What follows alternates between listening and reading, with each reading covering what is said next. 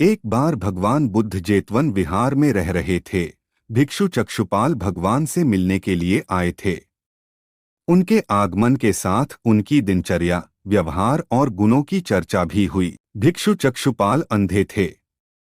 एक दिन विहार के कुछ भिक्षुओं ने कुछ मरे हुए कीड़ों को चक्षुपाल की कुटी के बाहर पाया और उन्होंने चक्षुपाल की निंदा करनी शुरू कर दी कि उन्होंने इन जीवित प्राणियों की हत्या की। भगवान बुद्ध ने निंदा कर रहे उन भिक्षुओं को बुलाया और पूछा कि क्या तुमने भिक्षु को कीड़े मारते हुए देखा है? उन्होंने उत्तर दिया, नहीं। इस पर भगवान बुद्ध ने उन साधकों से कहा कि जैसे तुमने उन्हें कीड़ों को मारते हुए नहीं देखा, वैसे ही चक्षुपाल ने भी उन्हें मरते हुए नहीं देखा और उन्होंने कीड़ों को जानबूझकर नहीं मारा है, इसलिए उनकी भर्त्सना करना उचित नहीं है। भिक्षुओं ने इसके बाद पूछा कि चक्षुपाल अंधे क्यों हैं? उन्होंने इस जन्म में अथवा पिछले जन्म में क्या पाप किए?